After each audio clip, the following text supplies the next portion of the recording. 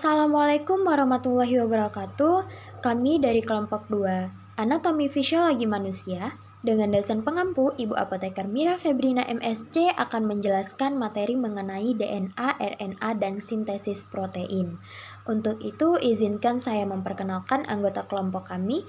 Yang pertama ada Dayana Vitasari dengan NIM 2101061. Yang kedua ada Febrina Alia Kamila dengan NIM 2101068. Berikutnya ada Vira Mariska dengan NIM 2101069. Dan yang keempat ada Hazrina Nisa Soraya dengan NIM 2101071. Berikutnya ada Nur Habibatul Emilia Fitri dengan NIM 2101087. Yang keenam ada Putri Shirley Syahropi dengan NIM 2101090. Yang ketujuh ada Rinta Maspat dengan NIM 2101093. Berikutnya ada Seruni Rosita Dewi dengan NIM 2101096.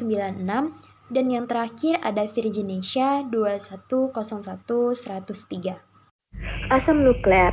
Asam nukleat adalah suatu polimer nukleotida yang berperanan dalam penyimpanan serta pemindahan informasi genetik. Asam nukleat terdapat pada semua sel hidup dan bertugas untuk menyimpan dan mentransfer genetik, kemudian menerjemahkan informasi ini secara tepat untuk mensintesis protein yang khas bagi masing-masing sel.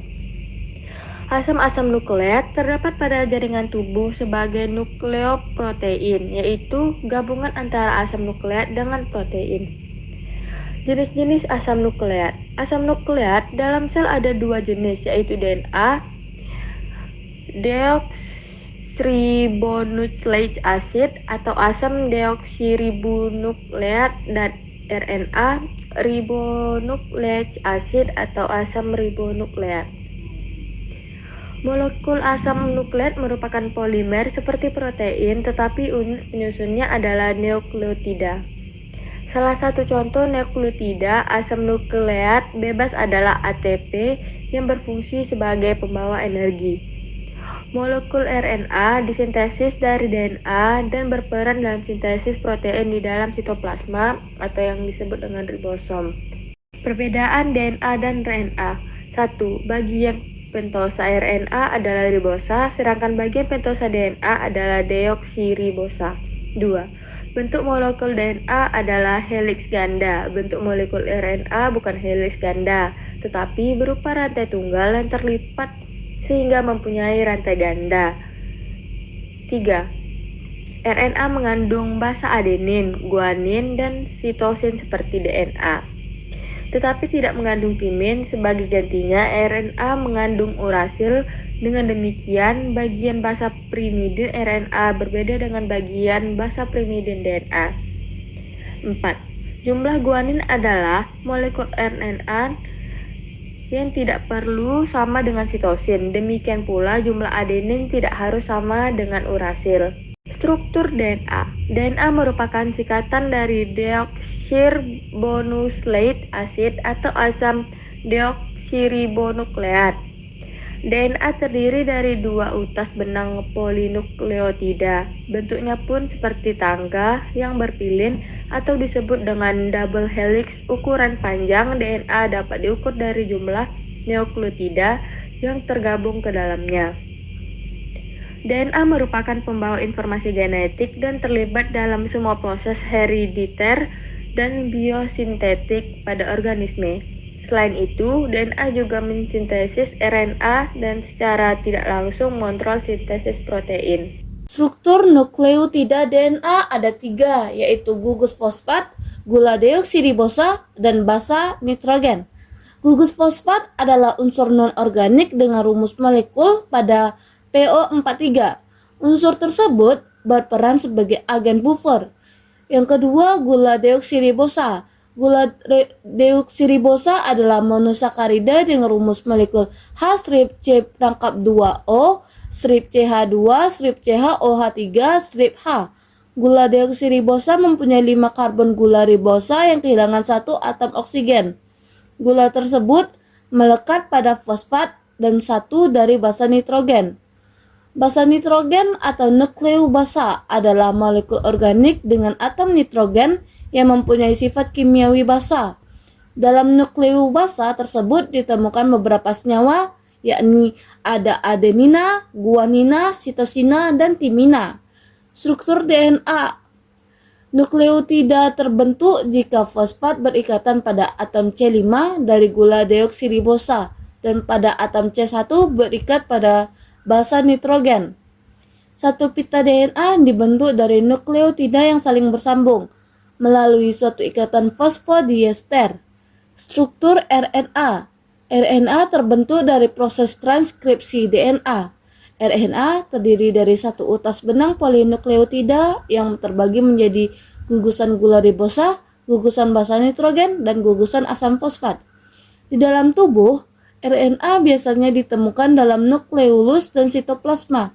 Pada RNA, ribosa berperan sebagai gula pentosa, sementara urasi sebagai pengganti timin. Bentuk RNA berupa untai, tunggal, atau single-stranded. RNA juga memiliki peran dalam sintesis protein. RNA diklarifikasikan menjadi 3 jenis. Yang pertama yaitu RNAd, memiliki bentuk linear dan ukuran yang bervariasi. Fungsi RNAd sebagai pembawa kodon untuk memanggil asam amino tertentu. RNAd sebagai pembawa kode genetik. Dan yang kedua yaitu RNAr.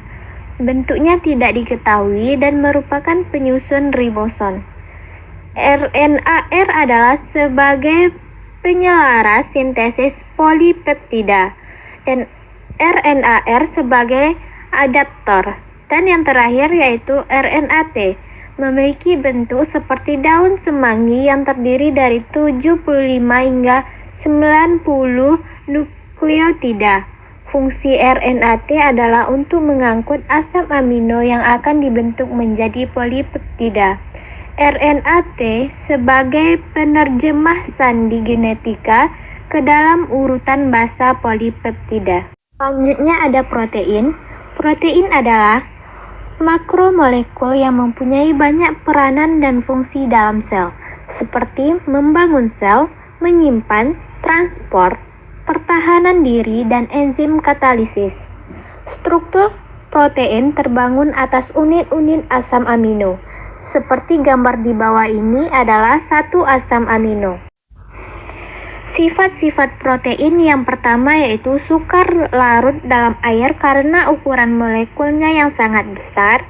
Yang kedua, dapat mengalami koagulasi oleh pemanasan dan penambahan asam atau basa. Yang ketiga yaitu bersifat amfoter karena membentuk ion Zwitter.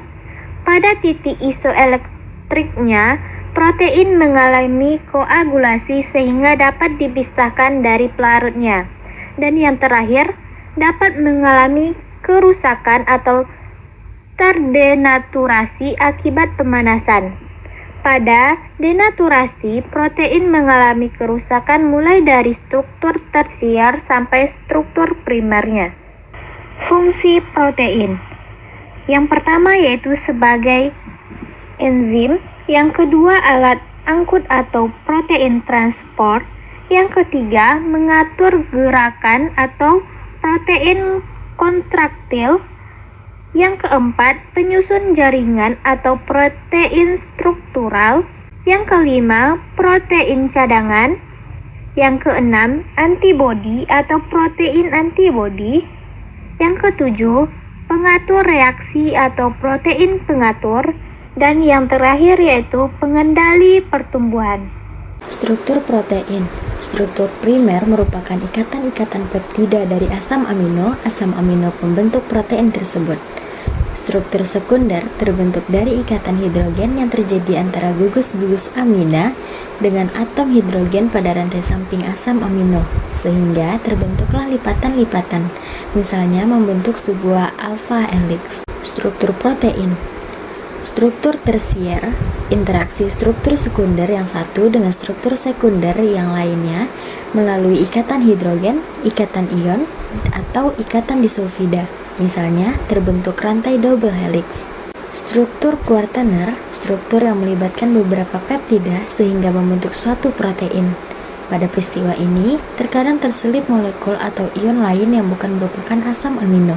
misalnya pada hemoglobin yang pada proteinnya terselip ion Fe3 positif. Pada gambar pertama, terdapat bentuk struktur primer. Pada bagian kedua, terdapat gambar bentuk struktur sekunder. Pada bagian ketiga, terdapat gambar bentuk struktur tersier. Dan pada gambar keempat, terdapat gambar bentuk struktur kuartener. Baiklah, sekian pemaparan materi dari kami. Jika terdapat kesalahan kata, mohon dimaafkan. Wabillahi taufiq wal hidayah. Wassalamualaikum warahmatullahi wabarakatuh. Terima kasih.